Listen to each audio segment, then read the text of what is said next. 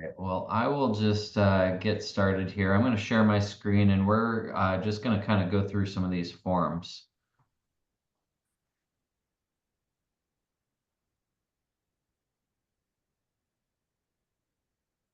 So, so everything that we need is in app files. Right off the bat, I want to show once you're in app files and you click add forms, we've got this buyer compensation agreement section that's going to show up right off the bat. And this is where virtually all of the forms are that we're going to go over today. First things first, we've got this nice package. And if you're not familiar with the changes in app files, essentially what we've done is put together form packages. So if you're working with a buyer or you're, working with a, single home listing, the forms that you see in each one of these packages are, the most common forms that you might need. You'll never be in a situation where you select all and use every single one of these. But you can kind of pick and choose through them. Now, obviously, if you need more forms, you can search the form library, and there's every form you can imagine in here. That's kind of what's changed about app files. As far as broker compensation agreements, those it does say that agent or broker or authorized agent or representative can sign those. If it's a broker compensation agreement, that's probably something that myself or Erica Kalinsky should sign, in addition to the agent and the consumer. But as far as your showing agreements go, we don't need to sign those. You're welcome to sign that as our authorized representative. First things first, with the new NAR settlement rules, we need to have a compensation agreement signed with a buyer. Basically, once we cross the threshold of, doing a showing or working for that buyer.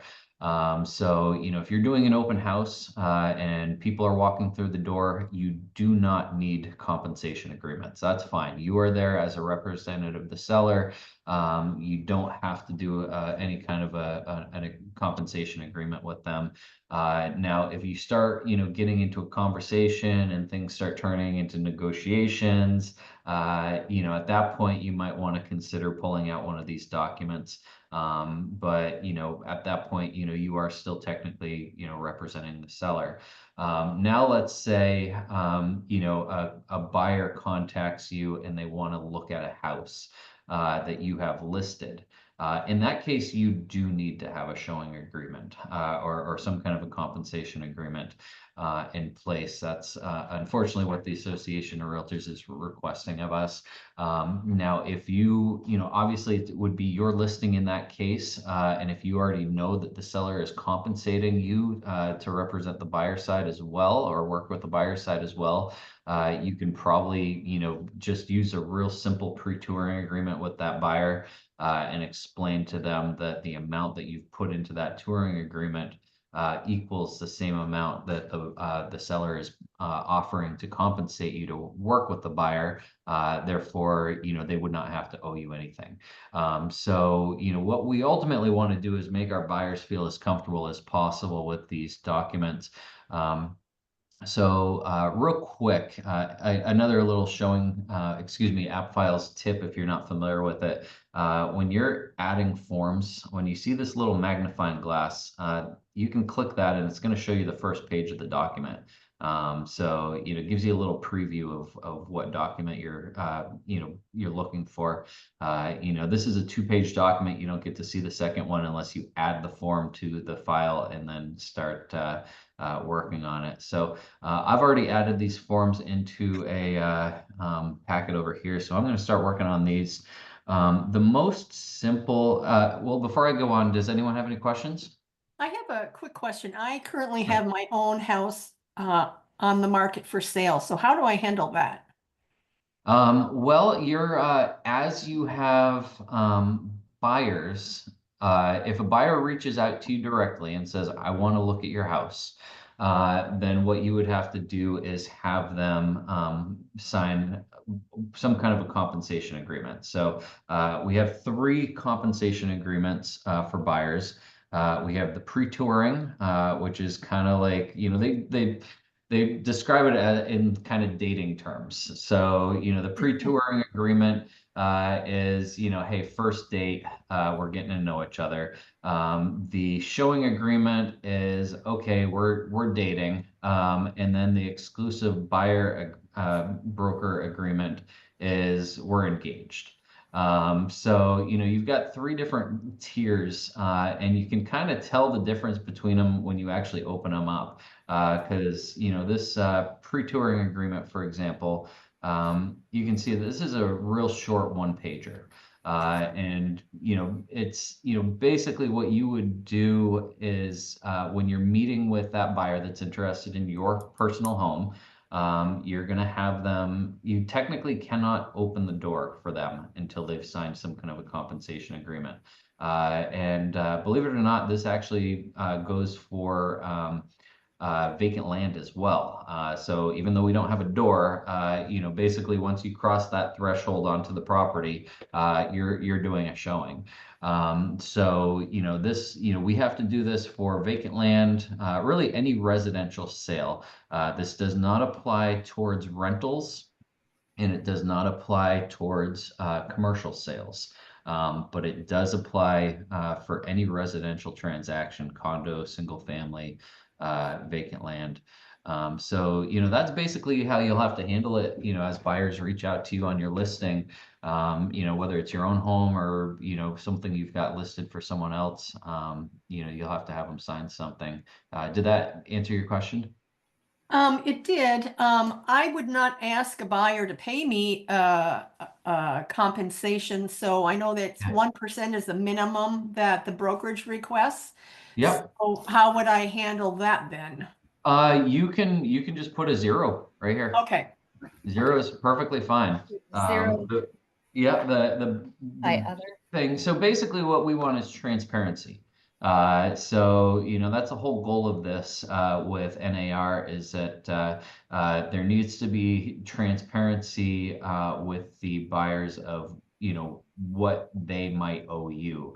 Because essentially what the whole settlement is that they want to make it so that it's not just sellers that are paying for the buyer agent. Okay. So, they've essentially opened up these doors to say, hey, we kind of want to push the buyer into starting to get involved in this. But, at the end of the day, I think, what we're really seeing out there as we're meeting with buyers and sellers and having transactions is that we're still seeing the seller is paying compensation to the buyer agent. And as I list properties with sellers, I'm still encouraging the seller to offer compensation.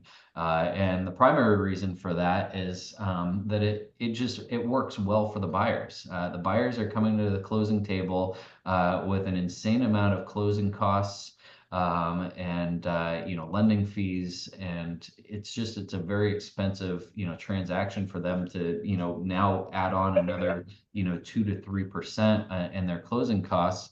It would essentially make it so that some consumers can't even buy a house. I mean, if you've got a first-time buyer that's coming in with a 2.5, 3% down payment, and that's all they have in their bank. If they then have to pay the buyer's agent also, they're simply just not going to be able to afford to buy anything. So that's how what I explain to my sellers is. Compensations are not set by law. They're fully negotiable. You're going to see that all over the listing agreement.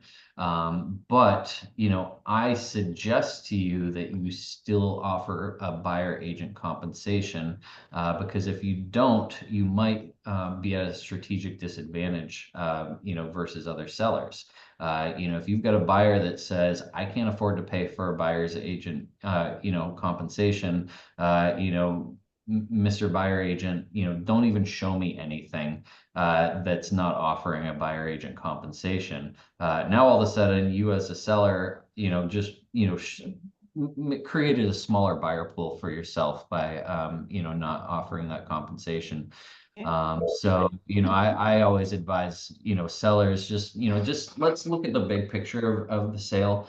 If you've got an offer that comes in that, is acceptable and it's, at or above your bottom line, when factor in the buyer agent compensation into the mix, then there's no reason to not accept it. Just kind of continue down this path. But now we've got these agreements that we have to put in place. Um, Lately, I've been using this pre-touring agreement, particularly with people that I don't know.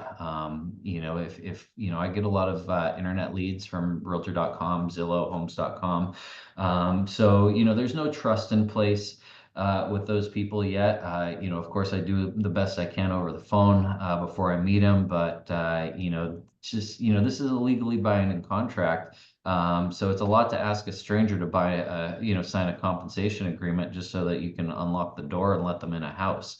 I've been using this pre-touring agreement, and I make it pretty simple. I explain to them that, when we're signing it, we are going to, if you choose to make an offer on a property with me, we are going to try to get the seller to pay the buyer agent compensation. As we get a little bit further into this training, I'll show you how we'll do that. This short and simple form basically states that my fee is, whatever percentage I put in there, or flat fee, but we usually use, a percentage. Whatever fee that I put here, you're going to see on these compensation agreements, we cannot receive more than the amount that's on these compensation agreements.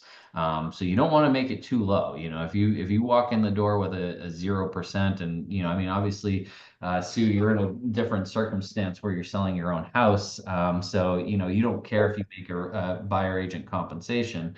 If you're working with a stranger, you probably want to make at least, somewhere in the 2 to 3% is still kind of the going rate. That we're making. If you put a 1 in there, and then you call the listing agent and they say they're offering a 3% compensation, you just put yourself in a position where you can only make 1%. That extra 2%, just kind of is gifted back to either the broker or, the listing broker, or back to the seller. We kind of have to play, a little bit of a game with this. What I've been telling people is that, my normal fee is, 3%. I traditionally get 3%. That's a fee of, I bring a lot of experience to the table. I'm gonna, negotiate like heck for you. I earn the 3%. But, what I want to do for you right now is I'm going to put 2.5% in here, or 2%, with the understanding that if the seller does offer me more than what we put onto this agreement, I'll just, have this verbal conversation with my buyer, that, you verbally agree with that if the seller offers me 3%, you'll sign a modification to this agreement that, increases it to 3% so that I can get, my the full commission being offered by the seller. Another thing to keep in mind is, let's say you put a 3 in here, and then you go to new construction and they're offering a 4% compensation, or 3% with a $10,000 bonus.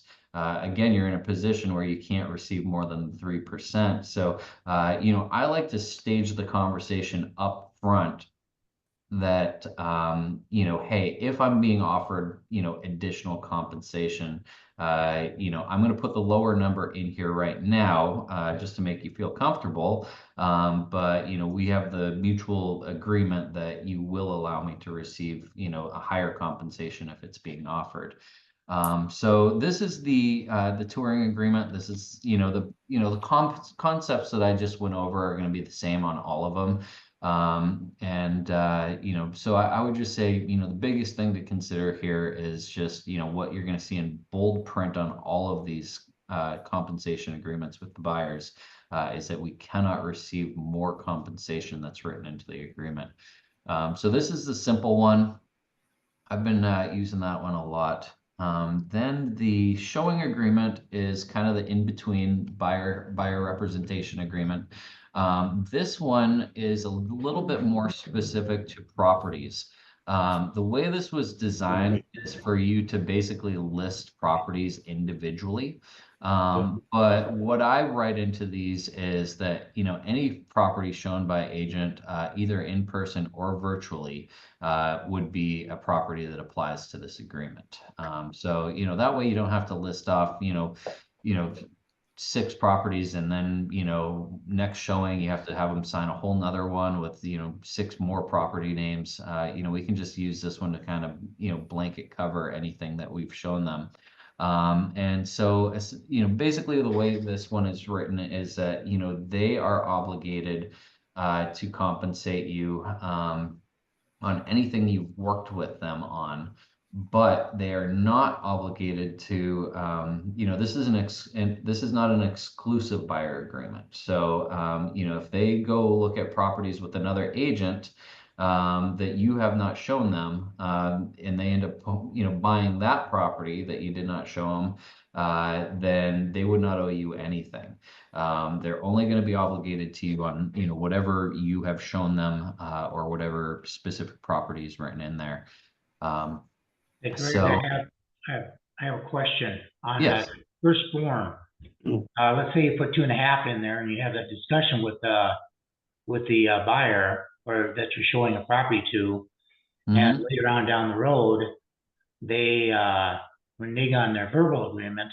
Do you Yeah. have any recourse? No. Nope, nope. That was just a verbal conversation.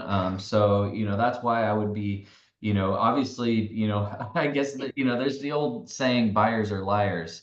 And that kind of goes along with what you're, saying here, Rodney. I would say, don't put a 0 or 1% in there. I mean, you still want to have, kind of a minimum fee for yourself. But you're supposed to be at 3%. What's that? I, I, Hey I there. thought we were, Marty, I thought we were supposed to start at 3%. Well, we don't, that's not going to be a brokerage standard. Everything is fully negotiable between you and your customers. Okay. As long as it's not below 1%, ERA Realty is okay with it. I mean, I'm going to kind of leave that in your hands. I mean, if you've got a repeat customer and, Uh-huh. and they've, bought and sold 10 houses with you, and all of a sudden, they look for a discount and they want, 1.5%, and you are agreeable to that. Technically, you probably have it done in a day, and when you're done. Oh, Okay. okay, yeah, I don't think that was for us. Um, so anyway, yeah, Rodney, I would say that just be cautious of what number you put in there, because that's, technically, what We have a copy of contract it. states. I don't know if you can decide. So anyway, that's kind of the way this one works. This one does also have some consumer obligations and broker obligations.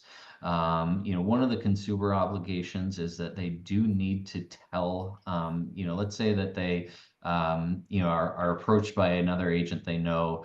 Maybe they've got, multiple agents looking for them, and then another agent reaches out to them, and says, hey, I just saw XYZ Main Street, you would love it. But, you already showed them that property. One of the, consumers' obligations here is that they need to tell that other broker that they're already under contract with you regarding that property. So, they do have some obligations to you in this contract. Now, on a real quick side note, Let's say there is that circumstance, and even though you showed it to them, they reach out to their other broker, and the other broker, says, ends up putting the contract together and closing the transaction for them. Two things to keep in mind here is yes, we do have a legally binding contract here with that buyer. But suing people is not good for business. So, it's our opinion as a brokerage that, we're not going to go out of our way. We'll take this case by case, but we're not going to go out of our way to just start suing buyers. We'll talk to you specifically about the circumstances, and if you are actually do some kind of a compensation, what would probably end up happening is we might go through the Association of Realtors over some kind of a procuring cause arbitration against the co-broke, rather than just flat out suing the buyer. But we'd prefer not to sue people. It's not a good look for us. So that's something to keep in mind with that. Now I'm going to jump into the buyer broker, exclusive buyer broker agreement. This is the one that, if we're looking at the, first date, dating, engaged, this would be the engaged, basically married, document. And essentially what this is like a reverse listing agreement. This is the buyer version of a listing agreement. So, this is a pretty lengthy form. This is, if you were, going to end up in a courtroom over a transaction, this is the one that, you kind of want to have in place. It really outlines a lot more into it. So with this exclusive, this isn't specific to a property, unless you put a specific property. This is going to be more of a broad, hey, if you're buying, and I put as just default lettering, wording, I put, for the location Lee and Collier counties. If you buy anything in Lee and Collier County during this time frame, with or without me, I'm technically owed compensation. And that's what we've agreed on, in this document. Now keep in mind that this is an exclusive agreement, so you do want to have some specifics in here. You don't want to leave this blank, because basically that means that you now are obligated to help this buyer buy anything in the state of Florida. So, if they start looking in Jacksonville, you don't want to be attached to this buyer. So I would say, make sure that you specify that this is for, your coverage area. So, that's kind of the way this is. This does have termination, and retainer. I personally have never charged a customer a termination fee or a retainer. Again, I'm going to leave this between you and your buyer. If you want to try to, get those fees, you can, and if you can get away with it, that's great. But I personally do not ask for anything like that. If there was going to be a termination fee, I suppose that would, you kind of have to figure out what your liquid damages are there. And generally speaking, your liquid damages might just be, the price of gas to Yeah. drive around. And this protection period, if you're not familiar with this, this basically says that after this contract, I've got 120 days written into this one. If you leave it blank, it defaults to 30. This protection period basically means that let's say you make this up until June. And then, your buyer, I actually had a scenario that happened this to me, where I showed a buyer a house. The buyer knew the seller. They figured it out, and they started discussing amongst themselves behind our backs. And basically, what they did is they agreed to put the house under contract without brokers, basically the week after the listing agreement and buyer agreement, expired. So, they thought they were really clever, but what they didn't know was that we had a protection period written into the contract. And that's there specifically for these types of scenarios. So, if this expires in July, now we've got another 120 days after July that if that buyer goes back and buys one of the properties that you showed them, you're still owed compensation. So this protection period really is, our protection period to protect our compensation. And as far as the dispute resolution goes, we're, I'd say default to, initialing these, would be, if you don't know what to do, I'd say default to initial it with arbitration. But if you or the consumer prefers not to do arbitration and you'd rather just go right into litigation, that's fine with us as a brokerage. We're gonna go with, what you and your consumer decide to do with that section. So anyway, so those are our 3 touring agreements, or buyer compensation agreements.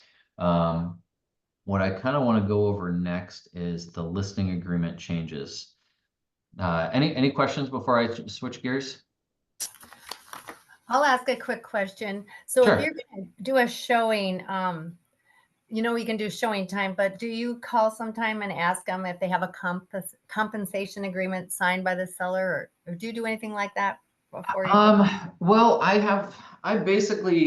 don't do that for every showing. I mean, if I'm already communicating with the listing agent, I'll ask them, because we're already communicating with each other, are you or the seller offering any kind of compensation? Yes or no? What is it going to be? But, the way I see it, if I've got if I'm going to look at 20 houses with someone over the course of 4 days, I'm not going to reach out to 20 different agents and find out which each of them are offering. Because right off the bat, I know that I'm guaranteed a compensation through my agreement with the buyer.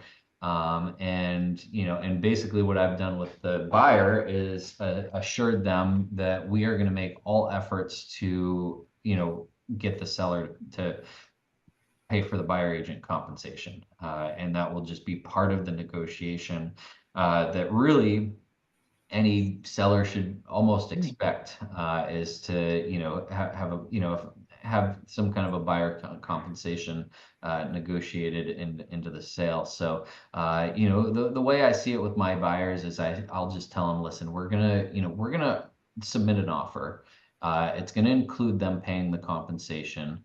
And the buyer, the seller is just going to have to look at the big picture. It's just, it's almost like asking for a seller concession or seller paid closing costs.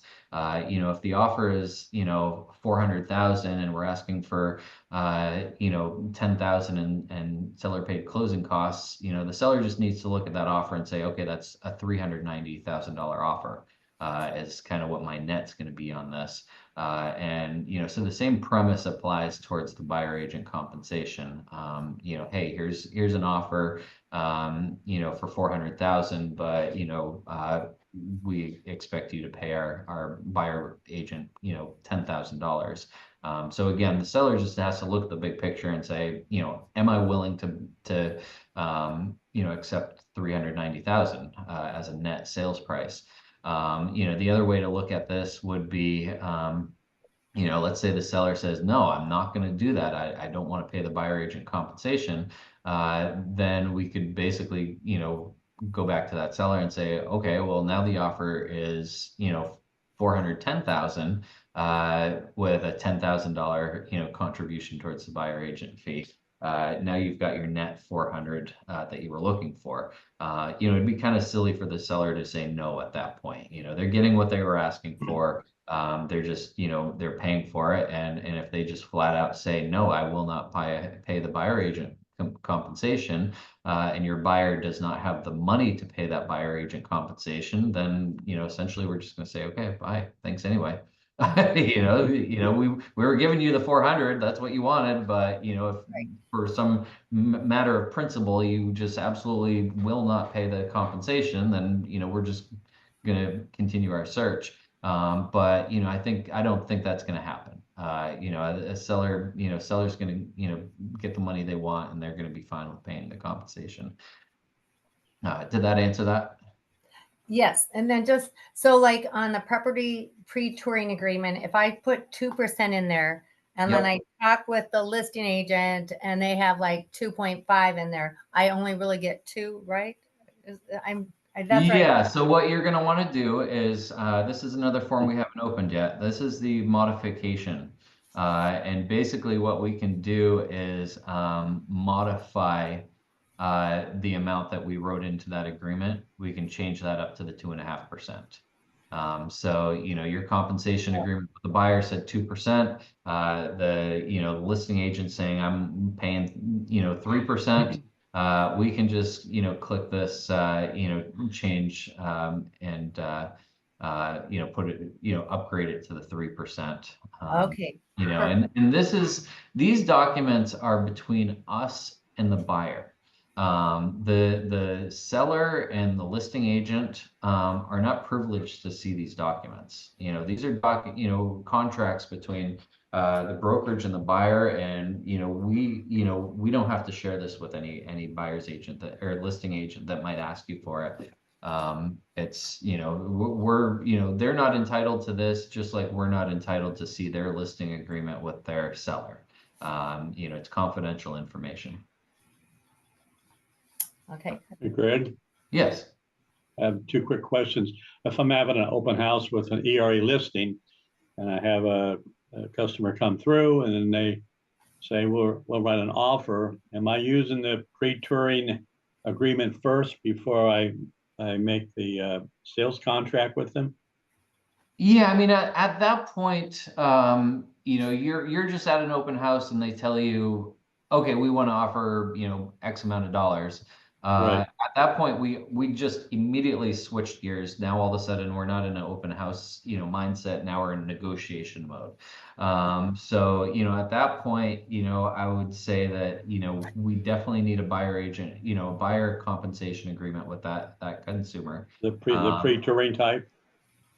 Yeah, any one of the 3 would Any be one of them. fine. If you want to do the showing agreement, again, you can make it specific to that property.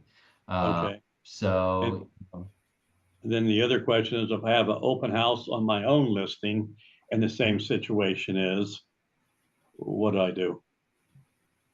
well, I think that, it would be best for you to have them sign some form of Same- compensation Same agreement. thing. Okay. But again, you can reiterate, hey, I'm the listing agent. I already know what what I'm being Right.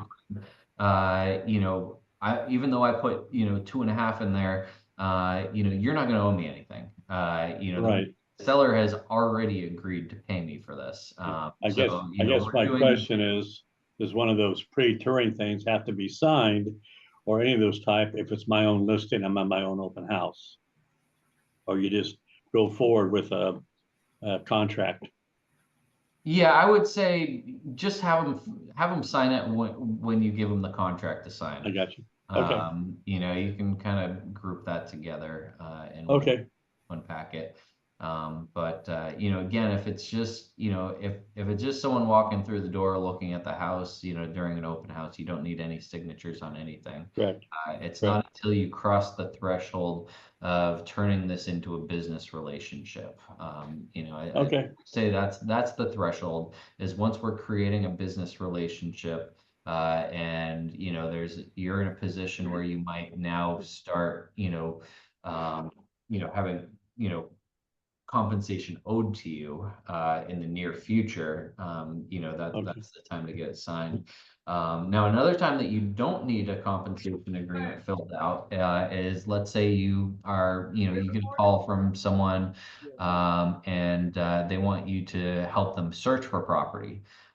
You don't have to have a compensation agreement in place for that. You can, create an automated search in the MLS for someone and start Mhm. sending them listings without a compensation agreement. Right. Because, it's not until you get to the point where you're ready to, start making offers or, crossing that threshold of, unlocking a door and showing him something.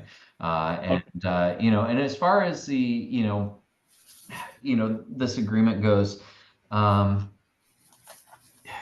a consumer might say, hey, listen, I'm just not going to sign it.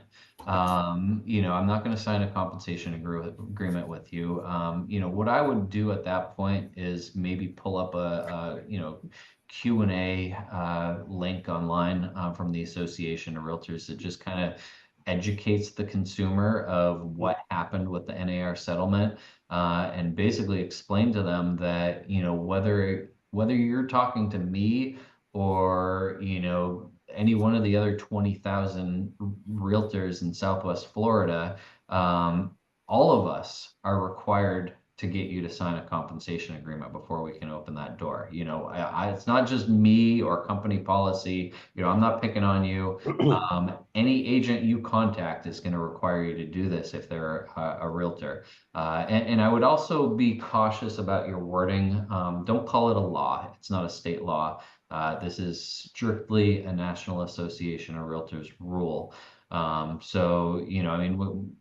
probably don't want to go out of your way and say, oh, well, you could go find, an agent that's not a realtor and have them work. But just keep in mind that, it is a rule, not a law. And not every real estate agent is a realtor. Most of them are, but not all of them. Okay. And, Thank you. interesting side note, by the way, is that not, like I said, not all agents are realtors. For example, out in Seattle, they are not. The Seattle MLS is not agreeing to work with the NAR settlement. So the Seattle MLS actually still has compensations written into their listings. A matter of fact, I think that Massachusetts has an MLS that is doing the same thing. I think it's PIN MLS in Massachusetts.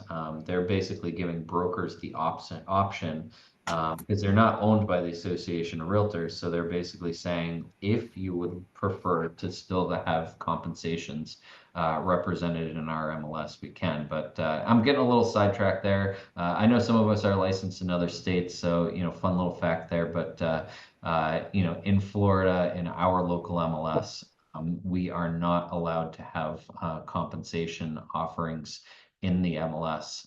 You can't even hint at it. Like you can't even write into the MLS. You'll get a violation notice immediately if you write somewhere in the MLS, either confidential or public remarks, seller offering $10,000 concessions towards buyer closing costs. Because that could be misconstrued as the seller's offering $10,000 buyer agent fee. Right. You'll get flagged immediately. They'll pull your listing, and if we don't fix it right away, we'll get a fine. So you can't write. Unfortunately, you can't write a dollar amount of seller paid closing costs written into your listings anymore. One thing that they are allowing is in the confidential remarks of your listings, you can write concessions negotiable, or concessions friendly. And that's basically the MLS saying, we'll give you this one. You can give that little wink, wink, nudge, nudge, that you're offering a buyer agent fee. But otherwise we can't hint at it any more than that, and we can't write anything about compensations in showing time or super either, because that's kind of funneling through the MLS. So they've very strictly said you can't write anything in there either. Anyway, any more questions before I move on to the listing agreement? So you can put concessions negotiable like on the MLS sheet? In the confidential remarks. In the confidential? So only the realtors can read that. Okay, Yes, concessions negotiable is the little wink, wink, nudge, nudge that you're offering, compensation towards buyer okay. agents. Now that being said, if you have your own personal website, or we all have a Moxie website, we can write compensations in other places. It just can't be through the MLS or an MLS, affiliate. So, for example, I've heard some people right on the key tag, in a lockbox, they'll put a little key tag on there saying, 3% buyer agent compensation being offered. So, as you're a buyer agent, you unlock the door and you're like, oh, I just figured that out. It's quick and simple. You can have it on a table tent in the house. You can have it taped to the front door. You can have it on your own website. You can put it on social media. You could even get a sign writer and put it on your sign if you wanted to. It just cannot go through any kind of association of realtors or one of their affiliates. So anyway, so here's the listing agreement. Major change to the listing agreement is down in section 10. This is compensation to buyer brokers. So, this page is, page 3 is kind of where the changes take place. So, the traditional way of doing things would be that, everything kind of runs through the broker. So, if you're taking, just for round numbers, let's say you're taking a 6% listing and you're going to offer, 3% to the co-broke. This is the more traditional method of doing things. But now our listing agreement has a couple more sections, which would be B and C in section 10. Now we have the option of saying that the seller will pay the buyer's broker directly instead of having it pass through the brokerage, us as the listing broker.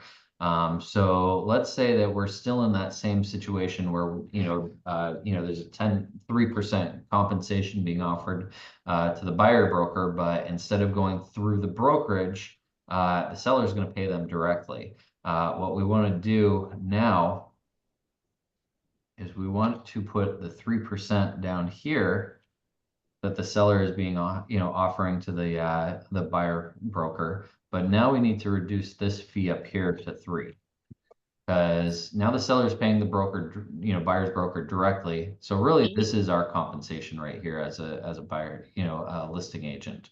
Now that being said, if you still procure the buyer, you could still get this extra 3%. And I think the gist of this is that, sellers.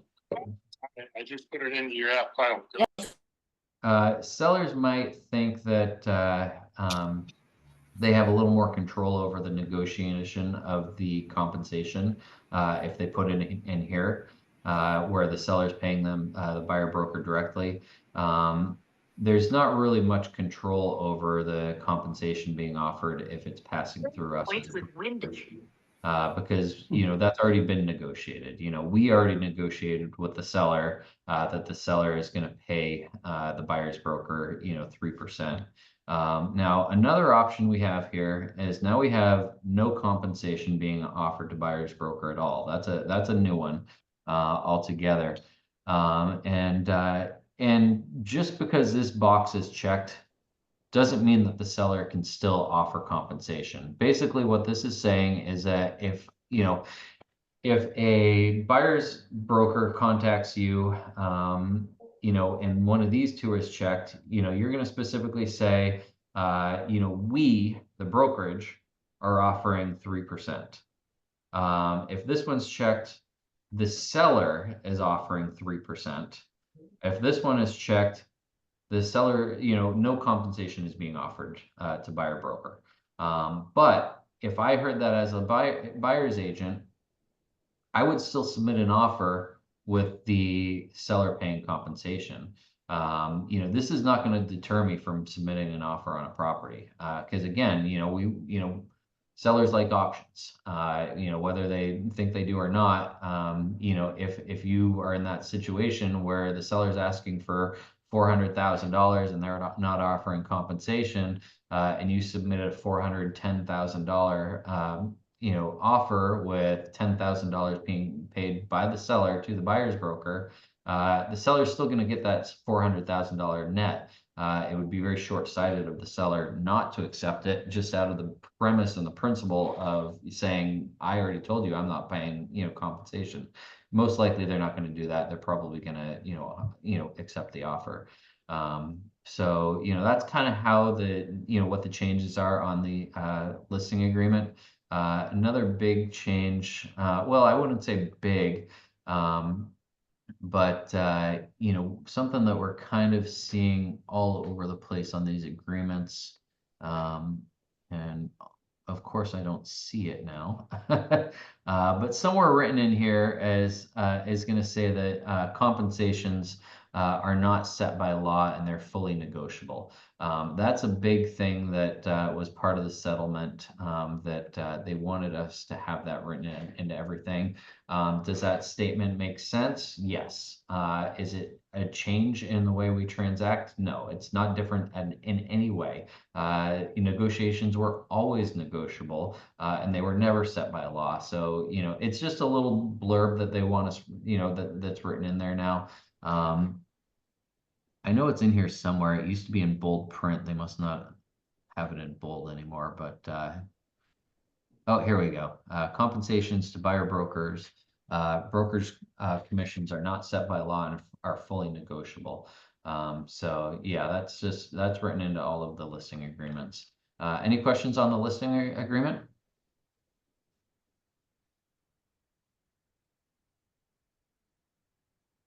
All right. Now I want to go over these compensation agreements. This would be the seller's compensation agreement. This is kind of so it used to be that our compensations were written into the MLS. They were on our listing sheets, and that's what protected our compensation. Every broker signed an agreement with the MLS and the Board of Realtors saying, if we're offering 3% on our listing, in the MLS, then we are bound to pay that 3%. Well, now we don't have that protection in the MLS anymore, so now we need a compensation agreement to protect our commission. So there's two of them now. There's the seller to buyer's broker compensation agreement, and there's a seller's broker to buyer's broker compensation agreement. The seller's broker to buyer broker one is kind of in that checkbox 10A.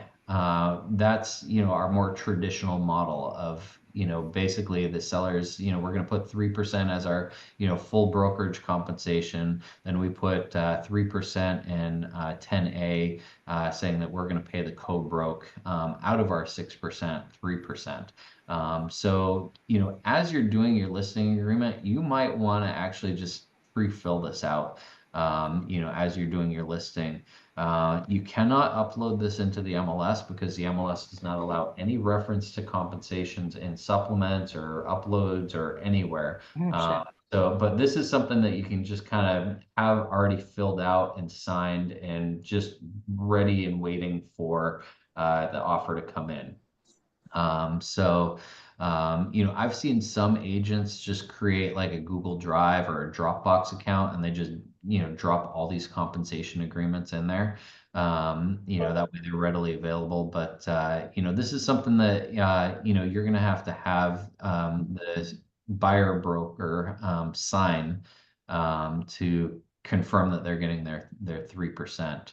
And again, this is something that would be good for Erica or myself to sign these because we are agreeing to compensate another broker. So it's a little bit better if you have the broker sign it versus you being an authorized associate. And some co-brokes, will, if you were to sign it instead of us and you give it to a co-broke, their broker might say, actually, we'd rather have your broker sign it instead of you, because, everything kind of. Area of my videos always have a link for Patreon if you ever want to, access that, especially if you're in your first year of investing, getting to see. All right. I don't think that was for us. Anyway, so that's this is the seller's broker to buyer's broker agreement, and basically you're just gonna, it's all pretty self-explanatory, brokers' names, property address, what is, the commission being offered, et cetera. So this one's pretty self-explanatory. But one thing that you do want to catch is that you want to make sure that, when you're receiving incoming offers, you want to make sure that we're using the right document. So for example, I've got a listing where, we as the brokerage are offering to the co-broke, the seller's broker to the buyer's broker, we're offering 2.5%. Well, we received an offer from a buyer's agent. They asked, are you offering compensation? Yes. We as the brokers are offering 2.5%.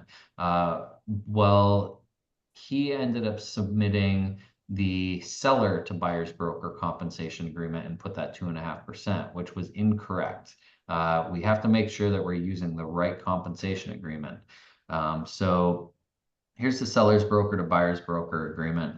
If looks like we've got a little bit of a lag here, but if the seller is paying the broker instead of running it through us, the seller's broker, you're going to want to use the seller to buyer broker agreement. Now, this is probably one of the bigger changes because generally, as a listing agent, you're basically standing right in between the buyer and the seller.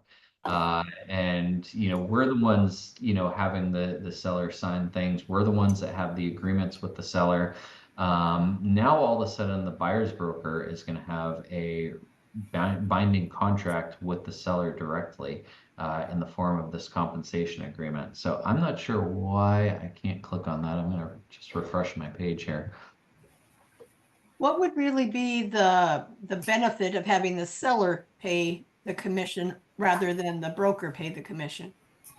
Well, the only thing I can really think of, for the matter of signing the listing agreement, is, it might give the seller a little bit more control over the negotiation of the agreement, of the compensation, but, not really because, they've already signed a contract saying that they're gonna, pay, whatever percent they've agreed to pay. And as a matter of fact, if your listing agreement says, dude, I don't know why this is happening.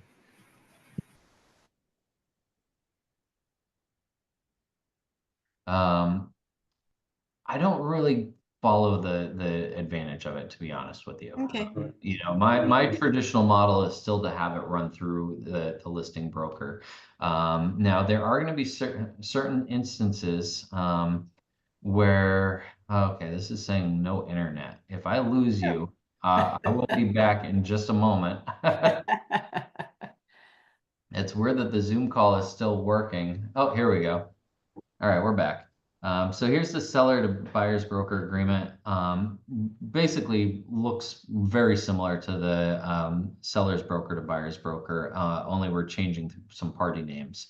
So basically there are going to be some circumstances we're gonna have a combination of using both of these compensation agreements.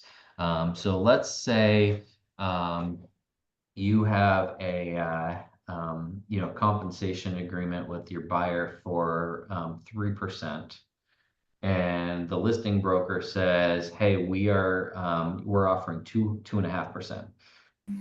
At that point, you would have, when you submit your offer, you're going to submit an offer with the seller's broker to buyer's broker with that 2% that's matching. But then what you might also submit with that is the seller to buyer's broker with that extra missing 0.5%. That way, instead of trying to chase the buyer down for 0.5%, now we've got two compensation agreements, that give you your full 3%. So that's a big thing, is we want to make sure that the compensation agreements add up to the total compensation that, you're entitled to. Okay. Okay, so now when you go to submit the offer, any question about those compensation agreements? All right. So now when we go to submit the offer, the way our contract is written, the purchase agreement, it does not have anything written into the into the agreement relating to compensation. But they did create this nice compensation addendum for us. And basically this is a, two-parter. This now incorporates our compensation into the contract. And so you've got two options here. Option one is that the seller will give the buyer a concession at closing in the amount of whatever you as the buyer agent is entitled to. So basically it's seller paid closing costs. So, you're owed, 3%. We put this in here. Now the seller is going to give the buyer 3% of the purchase price in seller concessions. And then technically the buyer is paying you your commission, but they're getting compensated for it at closing. But there are certain scenarios where a lender puts a cap on what is allowed. So let's say you're in a position now where the lender is saying, no, you can't take that 3%. We don't agree to this. We're only going to allow 2% in seller paid closing costs or seller concessions. So what we need to do is we have to figure out in these two boxes what happens to that extra amount. So let's say we keep this at 3. Everyone agrees to it. Then it goes through the underwriting process. The underwriter, rejects it and says, no, you can only have 2% in seller concessions. Basically, this is going to decide what happens to the remaining 1% that the lender won't allow. And what you're going to want to do is check this box saying that the remaining balance, the seller will just pay that additional 1% directly to the buyer's broker. So this kind of accounts for that scenario. You just have to keep in mind that if you're working with a financed buyer, lenders oftentimes have caps. So for example, I just closed a transaction last week with a buyer that purchased a NAR new construction. And I negotiated that the seller Lennar was going to pay $15,000 towards the buyer's closing costs. Well, the lender came back and said, no, we only allow the buyer to have $5,000, period. So we had that $10,000 difference, which we were able to figure out some way for the buyer to get that $10,000 difference. But we just have to keep in mind lender when we fill this out. Now option 2, this makes the contract contingent on having one of these two compensation agreements put into place. So it's going to default to say that the contract is now contingent on having seller's broker or seller to broker compensation agreement filled out within 3 days of executing the contract. And if it's not executed within 3 days, the buyer has the option of backing out from the sale. So at this point, we're going to figure out, like we said before, we've already pre-established probably by the time we get to this point, whether it's the seller's broker that's paying us as an agent, or if it's the seller, or like I said, it might be a combination of both. We might be getting 2% from the seller's broker and 1% from the seller. So we're going to want to make sure we put that total of 3% there. And then we'll have those two compensation agreements that we should really technically submit those compensation agreements with the offer. So that way when the seller agrees and they sign everything, immediately we go under contract, and now this is not revocable because of the 3-day rescission period. That's pretty much it for all of our new paperwork and the changes that came from the NAR settlement. Any questions? Clear as mud. Yeah. No, I think I'm okay. I have a side note question. Is it legal for a homeowner to hold an open house? Yes, absolutely. Okay, Yep. Yep. Assuming you've got your house listed in the MLS, obviously you can go through the process right through the MLS to post those open house listings. right.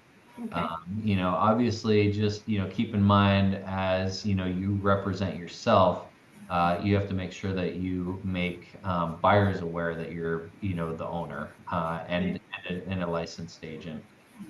Disclosure of your licensee status is important. all right. So, all right. Well, I know that was a lot of information. We somehow packed it all into 1 hour. I did record this. I'm going to share this out to everyone afterwards. If you need to brush up on, a certain segment of this, feel free to watch that video. We kind of went through, line by line, which, each agreement. All right. Well, if there are no other questions, I will end the meeting here. All right. Well, thank you so much for your time. It was really helpful. Yep, thank you very much. Of course. All right. Thank you. Take care. Thanks, Greg. Thank you. Thank All right. you. All right. Take care. Bye. Okay. Let's see how we shut this off.